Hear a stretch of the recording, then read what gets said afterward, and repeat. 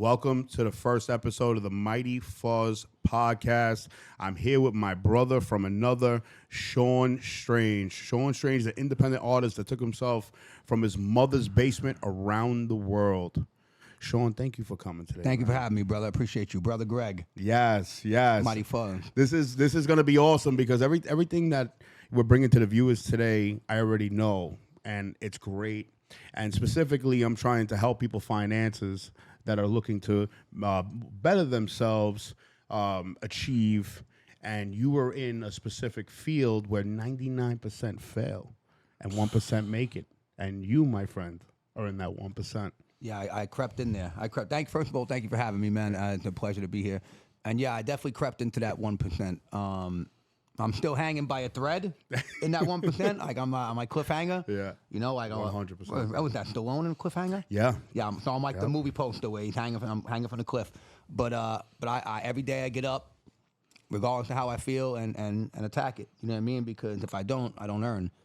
You know what I mean? So. And you did it without, knowing your story, I know that there were many different times where there were labels that had deals on the table, and you turned them down. What are the reasons? Like, an artist would just love to get any deal on the table. What would be a reason that you would turn down multiple I mean, the problem is, right, thankfully I went to college and I took some business courses and music independent production classes and record label production classes. Like, literally, they offered them in my college, Queensboro.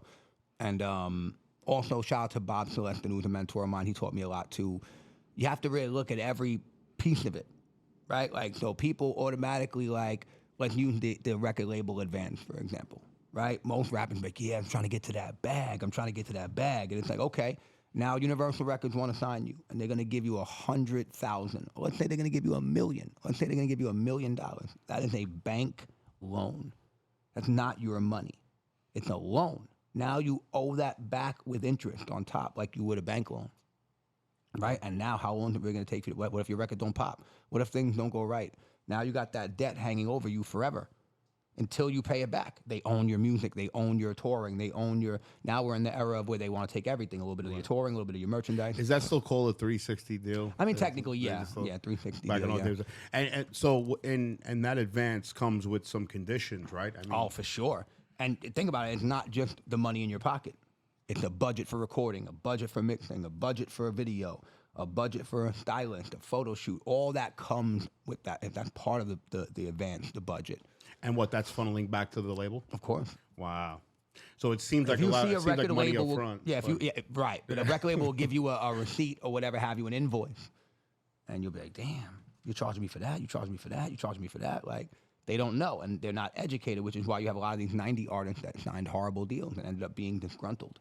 And I think that's a gem from the jump, showing that you just don't jump on something when there's a deal or something shiny in front of you. You have to look into it.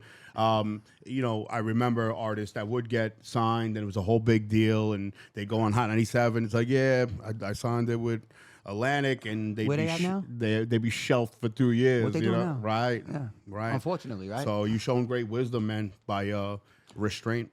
Yeah, and the funny thing for me is that, and I say this all the time, I would much rather tough it out and suffer, because listen, the truth is, like, as much as I've traveled the world and worked with all these great artists I grew up idolizing and been on TV and done all these great things, my accolades speak for themselves. Like, shit, the truth be told, my resume is godly, but at the end of the day, I still struggle every day. I still suffer, every week on some level, because it's not all there. I'm not a major artist, right? So, but I would much rather tough it out and become rich in my 40s for the right reasons, with the right heart behind it, than to have sold out.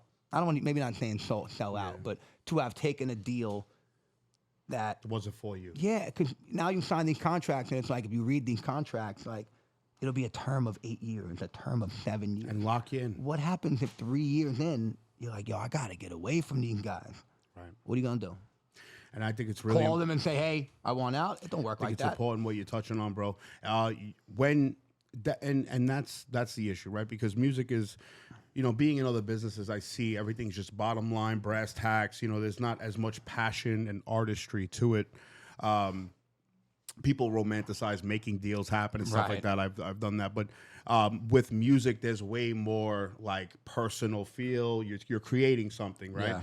And I always seen the artists that so talented. I mean, how many artists have we worked with that was so talented, and they just didn't have that second part, which was the business. But you had it, and not only did you have it, but you tried to share it with all the artists that we were working with at the time. Yeah, We were but trying to teach them how to fish. But where I messed up though, and I learned this years later, but literally every artist, everyone, all of them. We're not even gonna go into names. You know every artist up until right now. My label, nah, bro. The only artist on there is me. The clean bill of health. You know what I mean? Right. And and so where I messed up was giving them too much too early, right? Where they don't gain the idea and the sense of working for it, where it came from. Right. I remember one time in 2011, again, I won't use any artist names. If y'all watching this, you know if you were there or not. We did a festival named Hip Hop Camp. It was still to this day the biggest show I've ever done. Played for 30,000, 25,000 people, opening for Odd Future. I mean, the roar of the crowd was like, I'm getting goosebumps now thinking of it. Like hearing 25,000 people in unison, right? We get there, and I'm watching everybody I'm with, all these other artists that had nothing going on. I graciously brought y'all there. We got all these suitcases filled with merchandise. And I'm watching. I'm like, not one person is setting up a merch table. Not one of them. I'm waiting. Who's going to have the presence of mind Right. to go, let me go find a table. Let me set up the CDs, the shirts, and everything. Nothing. So finally, I'm like, yo, nobody's going to fucking... Right. Step up. Yeah. And I think that's the second gem already in this interview is that the business aspect is probably, I would say, even more important than the actual artistry, but it's reversed. People put so much into the craft and like if the business is not correct, if you don't have that business mind, that leadership mind, it becomes just a hobby. And it becomes a hobby for most artists. Especially in music and entertainment, bro. Everybody at some point, right? Like I actually used to have this argument with my ex-wife or my people in my family or friends, whatever, about like, bro, everybody as a kid. What'd you want to be as a kid? A producer. I would say a producer. Right. You want to be a music producer, right? I'm sure before that, even you wanted to be in the NBA, the NFL, or something. Astronaut or something that doesn't seem, that Michael Jackson. Right. And here's the thing, right? Everybody has that dream, and then most of them accept that, it's not in the cards for me. Or they're raised to believe, like, come on, bro, you're going to be an entertainer, you're going to be a rapper, come on, man. And they give up. They go get a regular job, and I'm not saying there's anything wrong with that. Right. But the problem is that people are not educated properly on, hey, man, this is a business like anything else. But the problem with music is it's the most oversaturated thing, especially now more than ever. Everybody raps.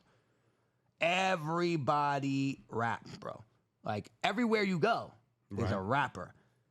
Or a musician or some type of music. Right, and there's no, like when we were growing up, there was I hate to use this term, but like almost a border. Right. You know what I mean? You go to the border, you got to show your passport, you got to get checked, you're going through customs. It ain't like that now, where you had to show and prove. Now you can just go online, build a following. It doesn't matter how good you are. You could be terrible. I mean, bro, let's be real. Look at half the rappers today. Yeah. They're not conditioned like we were, lyrical and this and that. And they make some regular TikTok record or some viral record, and then they're off to the fucking races now. It's the most oversaturated fucking business. So it's like, bro, what are you going to do to separate yourself? You think just having talent is enough? It's not. Because you're gonna, at some point, hit a brick wall and be like, man, I'm the most talented, but you ain't doing shit. You ain't getting shit because you're not, you're in a fucking, an ocean of millions and millions and how many rappers you think there are in the world?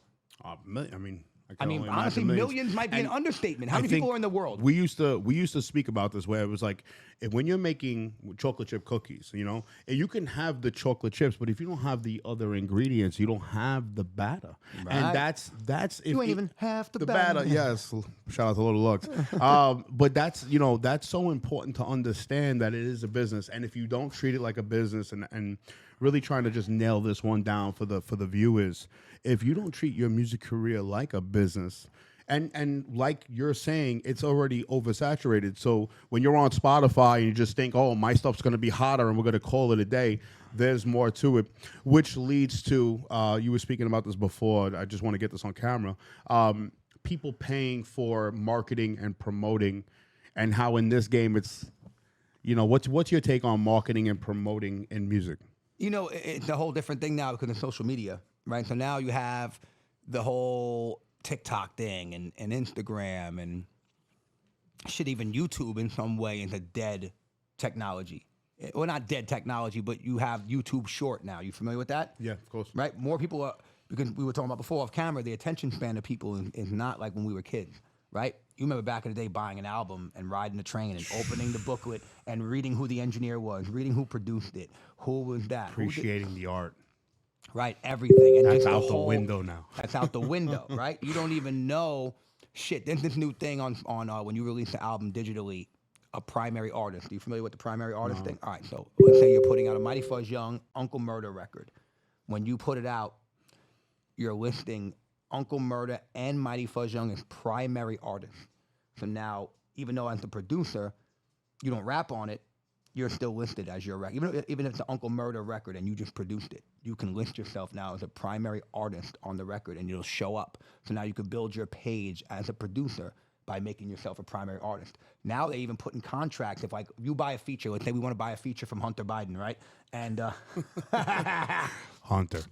Right, you want to buy a Hunter Biden feature, and in the contract you're going to put primary artist rights, meaning that you can list him as a primary artist and he can't do nothing about it because he signed off on it. Right. So now it'll show up on his page as a release, even if you pay. So like tagging, you're saying, like right. essentially So tagging. back in the day, your credits were there. Now they're not reading credits. I mean, CDs are, come on, who's buying a CD? But this is all so Spotify connects the producer with the artist, and the producer's getting credit. This market is saturated, and I'm hoping that it pushes the envelope. That's what I'm hoping. But what we're seeing is the starving artist on steroids. Right. We're watching the starving artist. Like, what is the percentage at this point? If I have 1 million plays, what's that check looking like for an artist on Dog Spotify? shit. Like, Dog what was it, 1,500 for? Like I mean, you 1 get million plays? like I don't know, it's like 10 cents of a penny, Right. a tenth of a penny, or something like Tenth that. of a penny, I mean, yeah. bro, I got a record with 7 million streams on Spotify, and I'm lucky if I bought a couple sandwiches off that. You could buy half, or you can spend Because half a mind rent you, a it's month. not only my record, so it's splitting with all the artists on Right. the record. It's a record with Snow Goons, whatever, and yeah, it's just So now what? So you touring and stuff like that. That's the where that's why I That's survived. where the and meat even and deeper potatoes than is. that, like the truth is, bro, the reason I'm even still in the business is because of my presence of mind to go learn other shit. Right. So one of the things I do, you brought up marketing and promotion. So I have a lot of clients that will come to me and say, hey, Sean, I want to be able to get on tour, or I need to get my record on some blogs, or I need to get a feature, or I need this. And they'll come to me and I'll put together these packages. Well, I'll charge. It could be $2,000, it could be $5,000, it could be $10,000, depending on what you're looking for from me. Like I got a guy, that hired me, and I helped him produce his album. I found a studio for him. Any feature he wanted, I got him. I got him on tour. I helped him write a one sheet. I helped him do an EPK. Like I helped him put his whole thing together. So there's other lanes of the business. If you want to be in the business, you have to learn it. Like you have to learn the other options, because these days, unless you blow up or pop on some kind of level, and I'm not saying you have to be a mainstream pop, you have to get to a level where people love you, have enough fans where you're earning enough. It's so hard. Yeah. I know artists that literally LeBron James is a fan of them and have rapped along to their songs, but have to still get up every day. Of course, man. And grind. That's that saturation. This is where the saturation kicks in. You have helped so many artists in your day, and I watched that, and it's unfortunate because you had that element of making money. Like what we're talking about here, whether it be Spotify of today or in our day, it was just getting on Hot 97 or trying to hope that we get a deal. That was kind of the grand slam of the whole Right. thing. Like now it's so saturated, you can become a boss on your own. You could do it without the labels, but guess what? There's a million other people waking up, going after your dream. With you touring, this is what separates you. I've watched you have artists that were legends of our time. You put them on their first tour. You took them to Europe. How does an artist that wants a tour, how do they get involved? What is the secret sauce to that? You know, the funny thing is that when I started touring, I didn't even have that big of a fan base over there, right? Like my first Europe tour, like each show you'd find like, oh wow, 20 people know who I am, 30 people know. The shows were big, but it was me, PMD, Snow Goon, so it was a collective. But I knew that I had to keep getting in front of people. It's the same concept that we had back in the day of doing as many shows in New York as you can until you had a buzz in the New York circuit. So I'm like, I'm gonna treat that same mentality with globally, internationally, whatever. And every time I would go there, I would network with people and talk with fans and do little things to keep. And then I'd be like, oh, I just finished a tour. I'm going back next month. I don't care. In the beginning, I would go and do shows for $500, $400. And, you know, I didn't care. Like if I only came home with $4,000 from the tour, you know, it's like not going to last me that long. But I was building. Right on base. Right. And now it's like I have such a connect, like a network around the world that there's like I mean, I could pull up in so many countries and be able to call anybody any moment. Like, yo, I'm over here. Yo, I'm in Milan. Yo, I'm in Rome. Yo, I'm in Austria. That built because of those. Because of the way I move. It's the old mentality that we had of being in the trenches, in the street, right? That these guys don't have because, again, you have direct-to-consumer relationship. You have social media. There'll be people, I'll never forget. You know who G-Eazy is? Yeah, of course. Big artist, right? I remember when he first started popping off, he played at a festival in Switzerland. And when I was like, I wasn't living there yet, but I was spending a lot of time there. And he tweeted, I can't believe I'm about to perform in Switzerland. I remember thinking to myself, like, man, this guy is already 10 times more known than I am. Playing on a festival that would never book me in Switzerland. It's like a high-level mainstream festival. And yet, at that point, I'd already done like 30, 40 shows in Switzerland. And I'm thinking, like, this guy had to get to a mainstream platform to be able to get out here. Me, I took the fucking foresight that I had, the grind that we came up on and figured out a way to get out there on a low. I was willing to play clubs for 200 people. Right. And to build that in. Now the next time I go, I'm playing 400. Now I'm playing 600. Now I'm playing 800. Now I'm getting booked for festivals. Like, it was just me continuously going and kind of like chipping away at it. You ever see that meme of the guy that's digging for the diamond?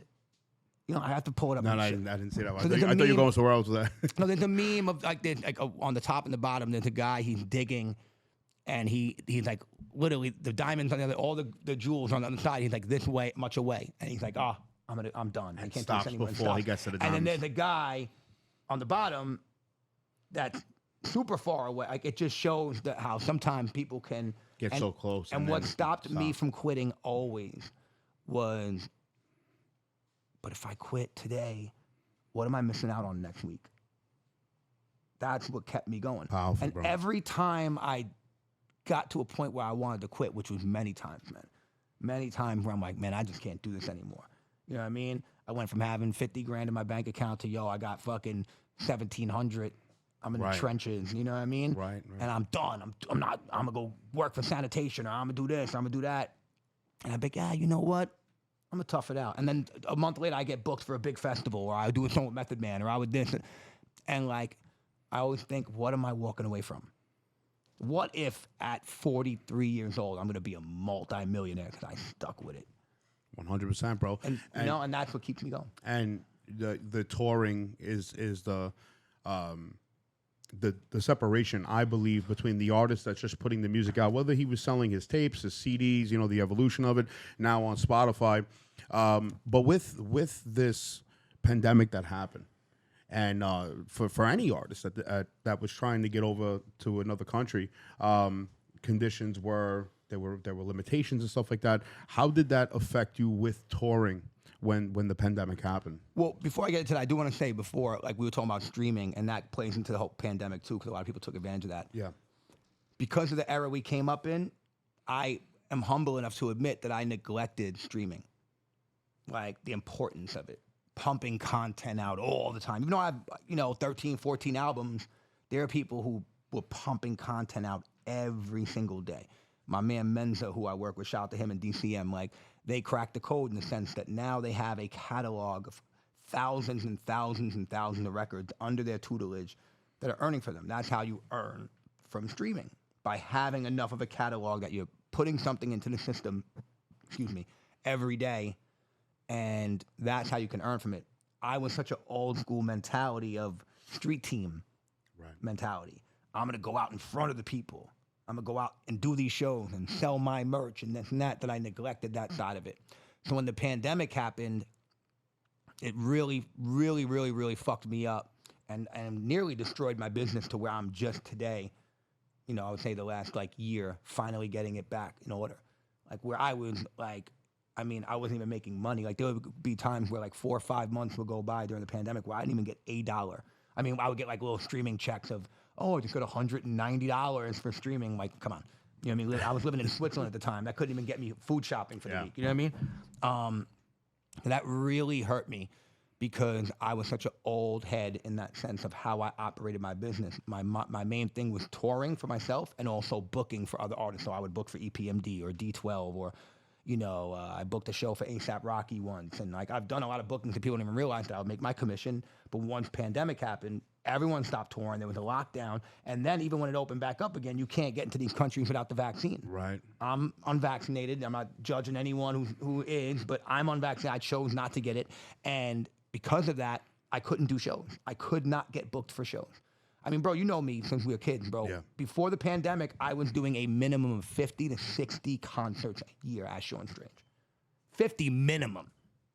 Easy. Canada, America, Europe. You know me. I was going every few months. 100%. That shit just shut down. Literally since the pandemic. The last tour I did, real tour, was in 2019 with Eric Sermon. From that tour till today, I have done 7 shows. That's crazy, bro. So that had to directly affect your business. Yeah, the pandemic destroyed my business. We'll get into what it did to my personal life after, but business-wise, it literally put my business through the ringer. Do you, now looking back with your business being hurt, do you regret not getting that shot No, for business? No. Not at all. I felt that I was misinformed. You know, even my mother, who's vaccinated, will tell you, like, I felt misinformed. I don't think they would provide me with the right intel, the right instruction manual. And you stuck to your guns. I stuck to what I felt. I didn't feel that I was safe. I felt like I was one of those unlucky guys that's going to be walking to the store to get a fucking Nutriment shake and I'm going to fucking drop. You know what I mean? I'm like that. I really, in my heart, believe that. I'm not, listen, you know me, I'm not a conspiracy guy. I'm not that guy. But 100%. I go with instinct. Like we always say, me and you were street kids, right? We came up on the street. We have that instinct. Yeah. When we know someone's trying to take advantage Read of us. patterns, yeah. So if I feel like, I don't know, should I cop from this guy? Like back in the day, you know? It's like that kind of thing. So Monday morning, you made the right decision? I did. I'm easy like Sunday morning. Awesome. But yeah, but that, you know, it just, for me, it was worth it to tough it out because, you know, it's just how I felt. You know Our country is opening up now where people that did make this personal decision not to get the shot, are they able to tour now? Yeah, I've been doing shows. But the fucked up reality is that the pandemic also destroyed a lot of my clientele, right? So buyers and promoters that I dealt with for 10 years were driven out of the business. Wow. Have you seen artists that didn't want to get the shot because they had to make money and stuff like that, that they were like coerced? Yeah, well, we talked about this off camera, but yeah, Yeah. there's a guy, I'm not going to say his name, but there's a guy, underground rapper, had hit me up. I can't, every time I tell the story, I can't even believe it. They hit me up, and he knew I had a touring history, and he knew I lived in Europe. He's like, hey, what's the protocol for going to Europe? Do you have to be vaccinated? And at the time, I had gone to Switzerland a couple times, but what I was forgetting is that I lived in Switzerland, so I was a resident. So technically, they couldn't keep me out of my home. Right. So when I would come back to visit my mom, as long as I had a clean bill of health, they'll let you out. COVID negative, you can't not let me home. I live in this country. I literally have a visa. I'm married. I live here. You can't stop me. But if you don't have that. And it was dual citizenship you had? You had both? I didn't technically have where I was a citizen. I needed a couple more years. Right. And I would actually had a Swiss passport, but I just missed the cutoff. But I had an ID that said I lived in Switzerland. I had a Swiss ID. I had the train pass. I had medical insurance in Switzerland, the whole nine. So they could not stop me from getting back to my home. I remember one time they tried to give me shit, and I'm like, I'm going home, fam. Right. You understand? Right. I'm going home. Right. My underwear is in Switzerland. My bed is in Switzerland. I'm not going on vacation. My dog is there. Yeah, right. You feel me? Like, you're not stopping me from going to my home. My wife is there. Like, a whole life is there. Right. And then I remember the one lady said, you can't. He has an ID. You have to let him on the plane. He lives there. I had a visa. I was showing. The guy was really giving me shit. And there was this lady at the airport, bless her heart. She's like, look, the man has a visa. He has a ID. He lives in Switzerland. You have to let him go home. You know what I mean? So anyway, so this kid hits me up, and he's like, "You peace king, I know you know about all this. I'm at the airport. First I just told him, hey man, just get your clean COVID test, prove that you don't have COVID, you're negative, bring the test results and all that. Make sure you get it within 72 hours of travel. I gave him the whole thing. He did it. He was negative. He's at the airport. Then he called me from the airport saying, hey, they're telling me I can't fly unless I'm vaccinated. I'm like, all right, so I guess you're not doing these shows then, bro. You know what I mean? Like, what do you want me to tell you? He goes, oh, but they told me that they can give me the vaccine right here in the airport. How convenient. And I'm like, what? Like, you mean like what? Like a food court? Like they got a vaccine court? Like that's what you're telling me? Like they could just get General Tao's chicken, get a vaccine. Right, that's you're how good to go. Yeah, and I'm like, what? And I was like, yo, I never heard of that before, bro. Which one they giving you? He's like, yo, the J&J. I'm like, hey, man, if I said to him straight up, these are the exact words. I said, look, man, I don't know you that well. I said, but if I were you, I would leave that off the resume. Germany will be there after Germany the pandemic. will be there after the pandemic. You'll have another opportunity. You know what I mean? You'll have another opportunity. You're opening for Smith & Wesson, bro. Those guys tour 2 times a year. They're legends. You'll have another opportunity to open for fucking Smith & Wesson in Hamburg, Germany, wherever the fuck you were going.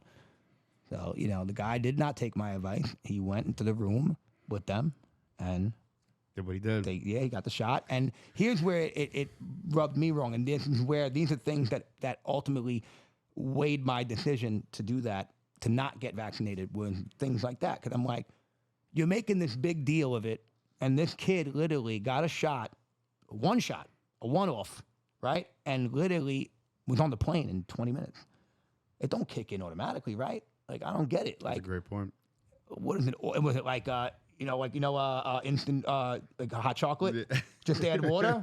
Like You're good to go, kid. Right. That's how it kind of made me feel. Where I was like, whoa, like. Didn't add up. It doesn't add up. And he went to the shows and he seems to be fine. He hasn't grown an extra ear or nothing, but did they have to stay in a holding space when they get to that next country, even though they got the shot? They don't nothing, they're good to go. They'll check your papers and shit like that. And see if you're shot or not. Yeah, but and now he's shot. Yeah, he was shot up. Gotcha.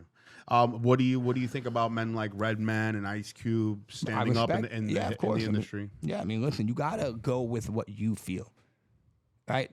Ultimately, we're humans and we have, freedom.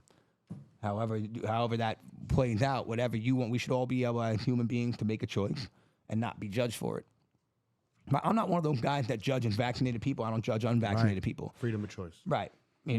Just don't come to me with your fucking bullshit. If I don't come to you and tell you, hey man, if I'm not bitching to you about your decision, don't fucking question mine. Right? Me and you are a perfect example. We've been friends for over 25 years. You were doing what you were doing in the freedom movement and the people you were moving with, and you had friends that stopped talking to you. People that you've known since sandbox shit stopped talking to you. Oh, Fuzz, he's this, he's that, he's a racist. And I'd be like, what? I'm like, yo, bro, so basically you were okay when Fuzz was in the street, busting off his hammer, going to jail, getting in trouble, doing, being devilish. You were like, you're okay with that guy. That guy you'll hang out with and you'll co-sign that. But he finds something, him and his wife find a something to be part of, something they love to do. And now to bring people together and see the importance of freedom. But that's the beauty of, not even the beauty, that's the reality of politics involved in stuff. Because, again, I know you don't watch The Sopranos, but there's an episode of The Sopranos, and I always laugh about it. Tony's watching TV, and they talk about the ports in New Jersey, and they talk about how an Al-Qaeda guy, they snuck somebody in there to prove that they wouldn't get found. And Tony's telling the people at the bar, he goes, no, they snuck one of these Al-Qaeda cocksuckers in a trailer, and nobody detected them. And then the bartender goes to Tony, goes, that's why you got to live for today. And he goes, I'm talking about annihilation, you stupid fuck. He goes, your kids, my kids, burning in the cinders. And the guy goes, I can't even think about it. And Tony gets so mad, he beats the guy and blinds him. And then the next scene, Paulie's talking to Tony, and Paulie goes, that's why I don't like to talk politics. Because for some reason in politics, the emotion is so high that people really take it to heart. Message. Right? Message. And bro. they'll stop talking to a guy they've known from becomes childhood. becomes tribal. Bro, how many dudes stop talking to you that you've literally risked your life for? But here's you risked your life yes, for. 100%. Risked your freedom for. Sean, I realize the power, but you got to remember, we're Americans, right? We're privileged, we're sedated, and we don't realize how powerful propaganda is. Right. So to see it, and with wisdom, you have to have compassion. So there was always the doors always open. What hurt me the most was the misunderstanding of my message, because my message, honestly, not only helps what I believe, but helps their children. If we give power to government, we lose individual rights, and the importance of that, especially today and seeing what's happening in the world. But you were one of my friends where, I'm sure I was doing things as I was growing in what I was doing. I made a lot of mistakes publicly, so it was on for showcase. You've seen them, but you were able to look past. So being that you're on, I just want to say thank you for that, because in that time you didn't, there were things that I did do that you disagree with, but you stayed by my side. So I just want to say thank you publicly, bro. No, anytime, bro. And the only thing if you remember, and which I'm so proud of you, I used to tell you, yo, get rid of the street element, because you would come off in the beginning, you would come off so aggressive about it. Yo, they're gonna go, and people would be like, yo, Fuzz is wildin', bro. He's a Proud Boy. It's like, what? What? No, he's not. I don't even know one Proud Boy. Right, but that's what I'm saying. You're about rights. In a simple rights. term, Yep. in the simplest way to explain it, obviously it's way deeper than that, but let's just break it down to one term. You're about freedom and rights and that kind of thing. And I used to tell you, yo, just articulate yourself. Remember that conversation? Yeah. Yo, make your videos and talk like you were on the news. Talk like you're giving an interview. Because now people, it's like that thing that Bob taught me. He used to tell me all the time, yo, why are you wilding out in these meetings? Even if you're right, you look crazy. You're yelling, you're all erratic. He's like, you'll make great points, but you're yelling and screaming and threatening people, and you're scaring the crowd. Right. He goes, and then they're not listening to, even if you make a great point on how we can market something, how we can make a move, you cursed at the guy for the first 5 minutes. And then you got into your great idea. So by the time you got to your idea, he's like, oh, fuck this guy. He goes, just chill, learn how to articulate and talk. And he taught me that. And that's how I was able to get on the phone with people, I remember I was in the studio the other day with a couple friends of mine, my man Menz and them, and they're like, I get erratic in the studio. If you're in my home base and I'm comfortable, or I feel, I'm gonna be me, right? So sometimes I'm loud, I'm obnoxious. That's just part of it. And they're like, yo, how do you get these shows done? I'm like, yo, what do you think? I just call a promoter, like, yo, listen up, cocksucker. Here's what you're gonna do. You're gonna book me on this. Nah, I call, hey, how you doing? Oh, your name, how you doing? Let's say a guy's name, Gary. Let's pick Hans. Right, we're calling somebody. Hey, Hans. Hey, how you doing, Hans? My name is Sean. I'm calling you today about the reason I got this record label, and I talk nice and calm, and I present what I'm doing to them, and because it's the same way. My ex used to make fun of me because when I would call doctors' offices, I'd be like, hey, how you doing? Okay, it's Sean Gillen. You have to know how to talk and conduct yourself in elements in different 100%. places, and I think that's what made me successful. Because even with passion could have the right good intent behind it, but it's how you're delivering it, I think, is your point. And that was the whole thing, which is ironic. My wife was always like, you were writing these things online and you need to do the videos, and the videos progress into actual boots on the ground. And then the boots on the ground, I realized there was still this, my team's right, your team's wrong. It evolved out of politics, obviously, and went to and I said, yo, where everybody is divided, I see a common ground. Right. And honestly, there's not many people that see it. And you know what the common ground is, bro? Freedom. Right. It bypasses political points, race and religion. Freedom can bring us all together, but people have to realize how dependent they are on outward things. That's all I'll say about that. Outward things instead of looking within and just protecting those individual rights. And that's kind of where I'm at with it now. It seems like the sweet spot, and everybody from people that don't even watch politics actually agree with that. Yeah. And that's kind of been my sweet spot for now.